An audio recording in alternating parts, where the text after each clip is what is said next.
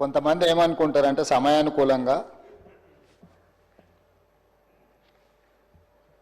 సలహాలు సూచనలు ఇవ్వడానికి ఉంటాయి, పాటించడానికి ఉండవు అని అనుకుంటారు. ఎందుకు అని అంటే తమ దాకా వస్తే కానీ తమకు అర్థం కాదన్నట్టు నిజంగానే కక్ష సాధింపు చర్యలకు పాల్పడే ఆలోచననే ఈ రాష్ట్ర ప్రభుత్వానికి ఉండి ఉంటే ఈరోజు అక్కడ కూర్చొని అక్కడ నించొని నోటికొచ్చింది మాట్లాడే అవకాశం ఉండకపోతుండే.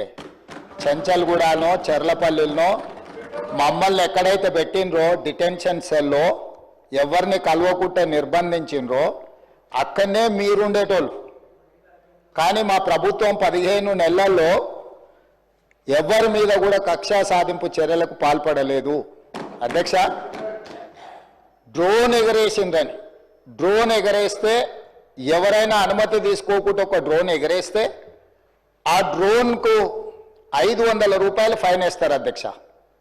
కానీ పార్లమెంట్ సభ్యుడిగా కాంగ్రెస్ పార్టీ వర్కింగ్ ప్రెసిడెంట్గా నన్ను అరెస్టు చేసి జైలుకు పంపించి మామూలుగా దానికి 500 రూపాయల ఫైన్ ఉంటే బిలో 7 years ఉంటే రిమాండ్కే పంపరు, పోలీస్ స్టేషన్ బెయిల్ ఇవ్వాలి. కానీ అధికారాన్ని అడ్డం పెట్టుకొని అన్ని రకాల వ్యవస్థల మీద ప్రభావితం చేసి చెర్లపల్లి జైలుకు పంపించి నక్సలైట్లు ఐఎస్ఐ తీవ్రవాదులు ఉండే డిటెన్షన్ సెల్లో ఒక కాంపౌండ్లో ఏ ఒక్క ఖైదీని లేకుండా 7 feet బై 12 feet ఉంటే అందులో 3.5 feet పండుకోవడానికి దిమ్మె ఉంటుంది, ఒక చిన్న బాత్రూమ్ ఉంటుంది అధ్యక్ష. 16 రోజులు డిటెన్షన్ సెల్లో ఒక్క మనిషిని చూడకుండా నన్ను నిర్బంధించిన ఆ కోపాన్ని దిగమింగుకొని రాష్ట్ర ప్రయోజనాల కోసం ఈరోజు పనిచేస్తున్నా అధ్యక్ష. రాత్రిపూట పడుకోవడానికి లైట్ బంద్ చేయకుండా ట్యూబ్ లైట్లు ఆన్లో పెడితే అది ఓపెన్ ఎయిర్ జైలు.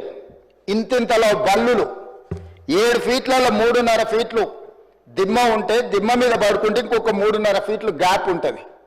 లైట్లు బంద్ చేయకుండా లైట్లు ఓపెన్ పెడితే అధ్యక్ష ఇంతింతలో బల్లులు 20-30 పైన ట్యూబ్ లైట్ ముందు పురుగులు తిరుగుతుంటే అది ఓపెన్ ఎయిర్ జైలు కాబట్టి పురుగులు వస్తే పురుగులను తినడానికి బల్లులు పరిగెత్తుతుంటే ఏ ఒక్క రోజు రాత్రి కూడా పడుకోకుండా మేల్కతో కూర్చున్న అధ్యక్ష.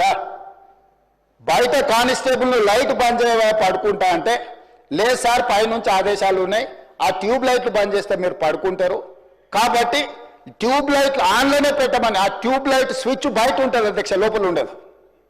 ఆ చిన్న బాత్రూమ్ చిన్నది, కూర్చుంటే బయటకు కనిపించేటట్లుంటుంది అధ్యక్ష. ఒకసారి నేను ఎమ్మెల్యేల హోమ్ కూడా నా దగ్గర ఉంది కదా, ఎమ్మెల్యేలను నేను తీసుకెళ్తా, మంత్రులను తీసుకెళ్తా. ఏ జైల్లో ఐఎస్ఐ తీవ్రవాదులను కరడుగట్టిన నక్సలైట్లను బంధిస్తారో పార్లమెంట్ సభ్యుని నన్ను 16 రోజులు అందులో బంధిస్తే 16 రోజులు రాత్రిపూట ఏ ఒక్క రోజు పడుకోలేదు అధ్యక్ష. పొద్దున పూట బయటకు వదిలినప్పుడు 6 గంటలకు వచ్చి ఖైదీలను బయటకు వదులుతారు కదా అధ్యక్ష. బయట ఒక చెట్టు ఉంటే 16 రోజులు పొద్దున పూట చెట్టు కింద పడుకున్న అధ్యక్ష. అయినా నేను కోపం ప్రదర్శించలే. ఇవన్నీ కూడా దేవుడు అనేటోడు ఉంటాడు, చూస్తాడు, అంతకు 4 ఇంతలు అనుభవిస్తారని నేను అనుకున్నా.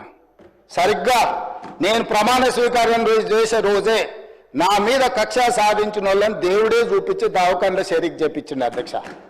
నేను ఎవరిని ఏం అనాల్సిన పని లేదు. మొదటిసారి నన్ను జైల్లో ఎన్ని రోజులు పెట్టినరో వాళ్ళకి తెలుసు. నా బిడ్డ లగ్గం ఉంటే కూడా లగ్గానికి ఇంటరిం బెయిల్ 2 గంటలు పోయి లగ్గం చూడడానికి కూడా అభ్యంతరం పెట్టి ఢిల్లీ నుంచి న్యాయవాదులను తీసుకొచ్చి ఇక్కడ వాదించి ఆయన బిడ్డ లగ్గపత్రిక రాసుకోవడానికి కూడా వెళ్ళడానికి వీల్లేదు అని చెప్పి కోర్టులో వాదించిన వాదనలు అక్కడ ఉన్నాయి అధ్యక్ష. కోర్టు నాకు కండిషనల్ బెయిల్ ఇచ్చింది అధ్యక్ష. చెర్లపల్లి జైలు నుంచి ఎన్కన్వెన్షన్ ఫంక్షన్ హాల్కి పోయి నా బిడ్డ లగ్గపత్రిక రాసుకొని అక్కడి నుంచి సీదా మళ్ళీ చెర్లపల్లి జైలుకు పోయిన అధ్యక్ష. రాజకీయ కక్షా సాధింపు మీద నాదా? నా బిడ్డ లగ్గానికే పోకుంటే నన్ను అడ్డుకున్నా ఎవరికైనా అధ్యక్ష, మన పిల్లల కంటే మనకేముంటుంది అధ్యక్ష ఈ భూమి మీద? నా బిడ్డ లగ్గానికి లగ్గపత్రిక రాసుకోవడానికి కూడా అడ్డుకుంటే కూడా నేను మిమ్మల్ని ఏమనలే. నేను పార్లమెంట్ సభ్యుడిగా ఉంటే, పార్టీ వర్కింగ్ ప్రెసిడెంట్గా ఉంటే ఎవరో జర్నలిస్టు డ్రోన్ ఎగరేసి వాళ్ళ విలాసవంతమైన బంగ్లాల వివరాలు తీసుకొచ్చి నాకు అందిస్తే వాటిని పత్రికలకు విడుదల చేసిన పాపానికి నన్ను అక్రమ కేసులు పెట్టి అదే చెర్లపల్లి జైల్లో డిటెన్షన్ సెల్లో పెట్టారు అధ్యక్ష. 16 రోజులు నిద్రలేని రాత్రులు గడిపిన పార్లమెంట్ సభ్యుడిగా, పార్టీ వర్కింగ్ ప్రెసిడెంట్గా అయినా నేను కక్ష చూపించలేదు అధ్యక్ష. నిజంగానే నేను కక్ష చూపించదలుచుకుంటే మీ కుటుంబంలో ఒక్కరు కూడా బయట ఉండరు అధ్యక్ష. అందరు చెర్లపల్లినే నేను ఎలా ఎన్నికల ముందు చెప్పినట్టు మీకు డబుల్ బెడ్రూమ్ ఇల్లు మీరు పేదలకు కట్టియలే, మీ గ్యారంటీ కట్టిస్తే మీ కుటుంబానికి డబుల్ బెడ్రూమ్ ఇల్లు అని చెప్పుంటే అధ్యక్ష. ఎన్నికల హామీలు అమలు చేయలేదంటుంది కదా అధ్యక్ష. ఎన్నికలప్పుడు ఈ హామీ కూడా ఇచ్చిన.